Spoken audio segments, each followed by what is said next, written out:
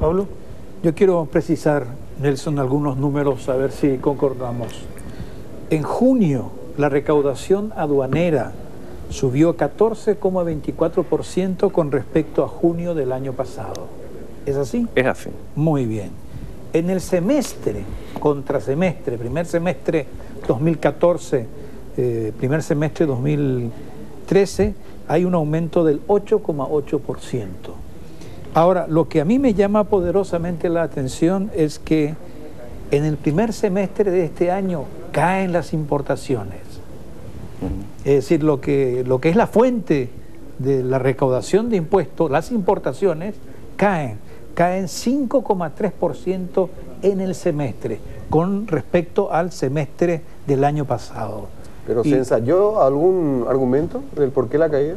La caída tiene que ver en parte por el contrabando, tiene que ver en parte por dificultades en la triangulación, en el comercio de triangulación con Brasil, fundamentalmente en ese negocio que está muy apagado, fundamentalmente en Ciudad del Este.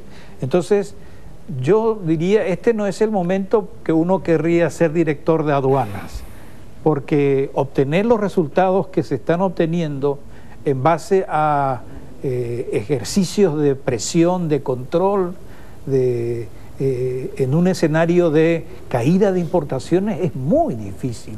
Tendrías que haber tenido ya resultados negativos y los hubieras justificado con el dicho de caen las importaciones, obviamente caen las recaudaciones. Es así, Pablo, efectivamente. Ese déficit en materia de importaciones representa alrededor del 5 a 6 o 7%, eso representa alrededor de 320 millones o 330 millones de dólares menos en volumen de mercaderías. Eso puede ser por varias causas, como lo dijo Pablo, por el tema de contrabando. Creo yo que la principal afectación del por qué la reducción del nivel de importaciones se debe al menor volumen de importación de los productos incluidos dentro del régimen de turismo, que están destinados fundamentalmente a las ciudades fronterizas con Brasil, que alimentaban antes en mejores condiciones a los consumidores brasileños, que antes tenían mejor poder adquisitivo, mejor poder de compra. No había controles a lo mejor tan rígidos en la frontera por parte de los efectivos brasileños.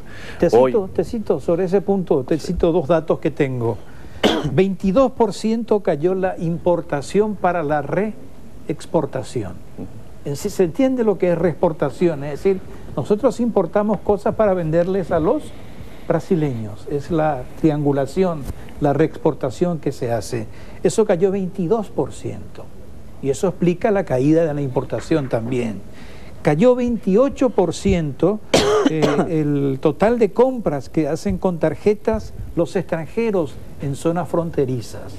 Quiere decir que el extranjero no está viniendo a comprar y eso se evidencia en las estadísticas sobre compras por tarjetas por parte de los extranjeros. Entonces yo creo que el eje central de la caída de las importaciones tiene que ver con el negocio con Brasil, por así decirlo. Tal cual, Pablo. Esto del auge del contrabando más bien se centra en productos o artículos de la canasta básica, llámese comestibles, bebidas, productos domiciliarios, y la caída en estos rubros en materia de importación es muy marginal con respecto al volumen total de la reducción de las importaciones. La principal afectación es la reducción de importaciones, por ejemplo, de rubros como telecomunicaciones e informática, que hay 200 millones de dólares menos con respecto al mismo semestre del año pasado, o electrónica, que hay 50 millones de dólares menos que el primer semestre del año pasado, o juguetes, que hay más de 80 millones de dólares menos que el primer semestre del año pasado, y todos esos son rubros que están incluidos dentro del régimen de turismo y que tienen destinación casi exclusiva a la zona de Ciudad del Este.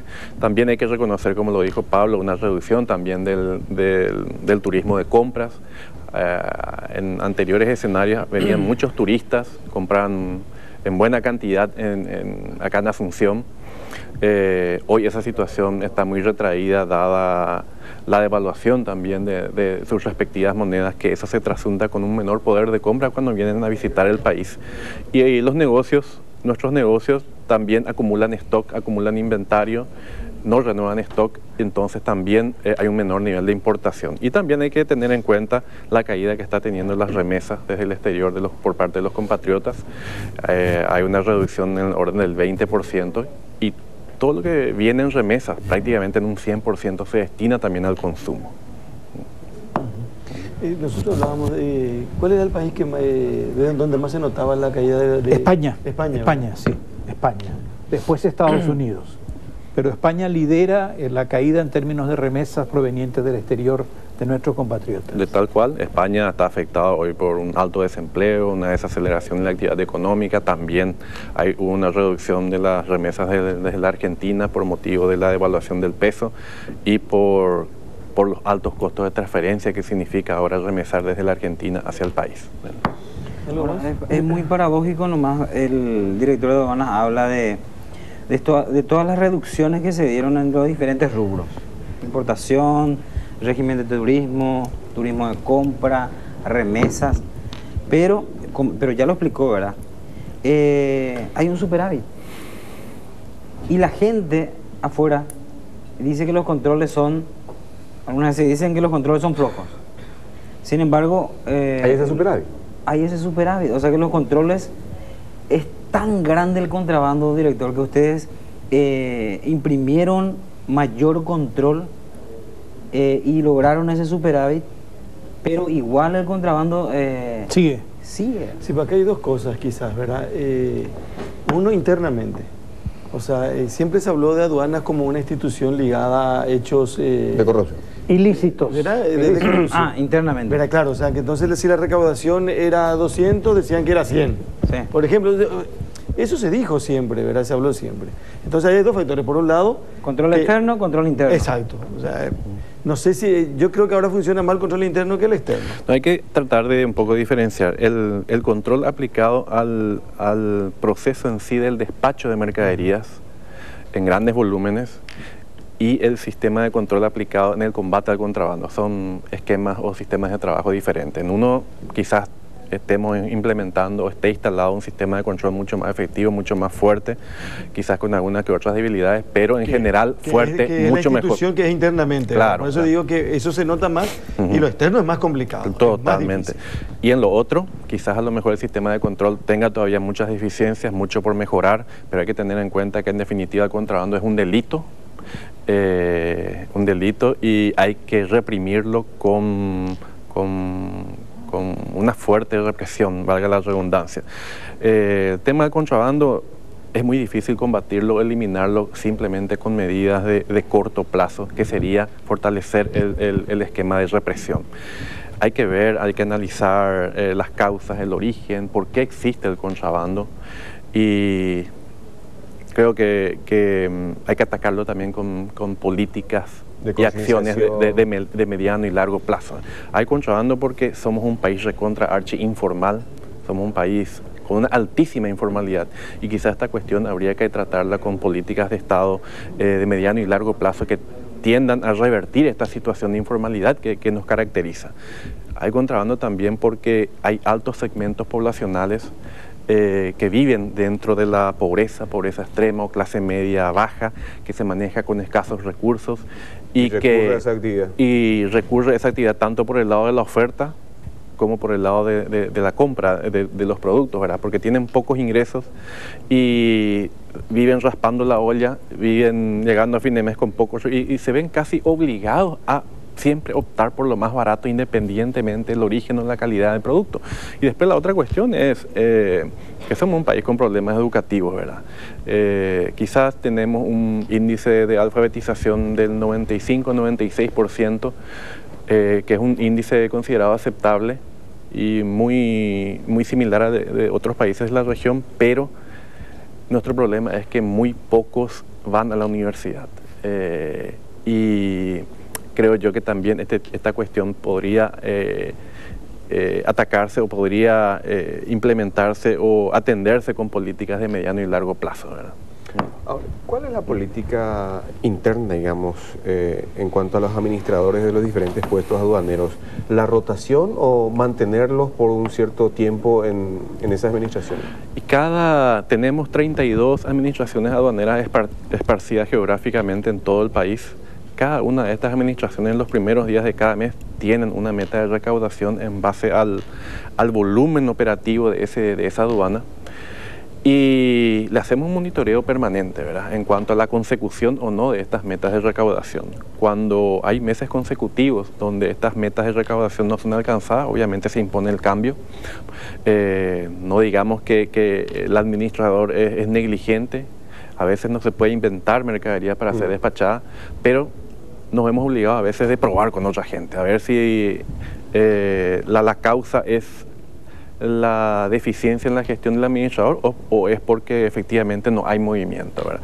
Y en los casos en que el administrador está cumpliendo sucesivamente todos los meses las metas impuestas en materia de recaudación, obviamente consideramos que está haciendo bien su trabajo, que está trabajando muy bien en ese lugar y obviamente le dejamos en esa administración, o bien el administrador se hace merecedor inclusive de acceder a otra aduana con mucho mayor movimiento y que tenga un déficit en materia de consecución de metas, ¿verdad?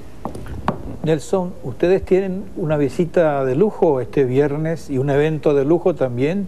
Viene nada más y nada más que el secretario general de la Organización Mundial de Aduanas. Tal cual. Efectivamente, está viniendo el secretario general de la OMA, un japonés,